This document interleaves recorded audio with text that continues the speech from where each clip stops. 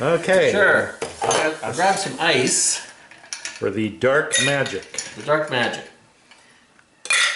So this, oh yeah, we need, we got lots of gin? I think we've got lots of gin. Well, there's some there, and there's some right behind you. Now, most of the universe is what they call dark magic. Is that yeah, that's right. Exactly. It's pulling the galaxies apart. It's your dark magic. dark magic? Yeah, they thought it was dark matter and dark energy, but it turns out, no, it's magic. No. Well, It explains a lot, though. It explains a lot. But it's magic. Yeah. So, Did you see that there's a library, a school library in Tennessee that's banned the Harry Potter's books because they're pretty sure that the spells are real and will start conjuring up beasts.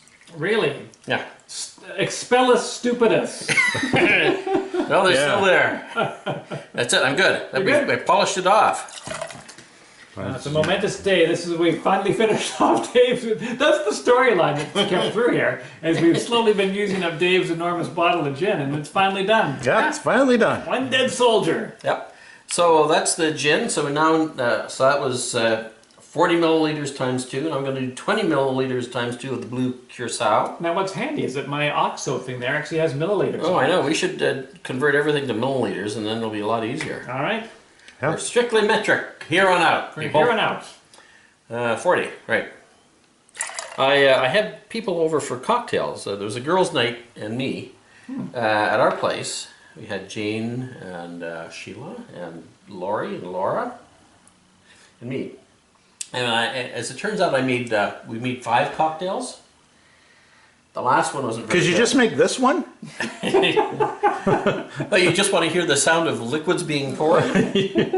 Well, can you tell us more about the drink? I don't know. I've never made it before. Oh. Other than it's from this guy. Mm-hmm. You did have.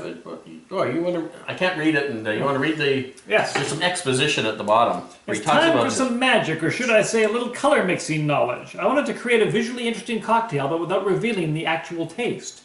Well, the garnish reveals a little bit, but the idea, a little be the idea. Okay. But when your brain thinks of black and gray, definitely don't expect to have a lovely, sweet, and light, easy, drinkable raspberry cocktail. Again, I use the 801 gin because of the smoothness and light taste, allowing other ingredients to overcome the gin taste but keep the feel of strength. With sweet and aromatic raspberry syrup and tropical pineapple juice vibe, this cocktail is delightful and easygoing. Finally, for a white froth and a good contrast to the fresh raspberries, I use egg white. Also, it helps with the texture and to combine everything tied together. And that's this young chappie McChapness from Chatsworth, England. And it's 100 milliliters of pineapple juice per, right? It is 100 milliliters of pineapple juice. All right, so that's 60. And yeah, I don't know what 801 gin is, but it's obviously something you can get in the UK. Just like you can get Tanqueray in the UK. Right. It even rhymes. And I don't know, London Dry Gin was a particular style, and so I'm wondering if it would fit into that classic juniper.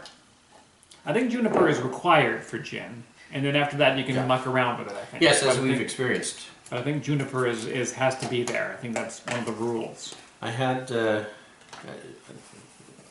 don't want Dave to hear this, but we used the Queensborough gin on the weekend, and people were quite taken with that. So it's got spruce tips in it, as you know. Spruce tips.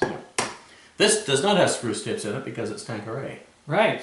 And yes, only Tanqueray. And yes, only Tanqueray. We're going to do a custom blend.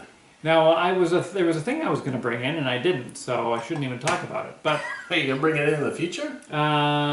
It was sort of a gin tasting sort of notes, where people that said if you're just going to be mixing with gin, probably your best bet is really to go with the Beefeater London Dry Gin. It has everything you need without a bunch of other nonsense stuff going on there. Mm-hmm. Really? Yeah, it's going to have the juniper-y quality that you want. The female equality that you want. The what? Oh, nice. Me too. You too? The U2 quality. The Edge has promoted this gin. So yeah, because there's so many gins out there now. That's because true. it's the easiest thing to make after vodka. Mm-hmm. because it's really vodka with flavoring in it. Here, this is the... So, you egg whites, read them so lightly. Now, how much of this, how frothy do you have to make your egg white? Well, you really just want to break up the strands, I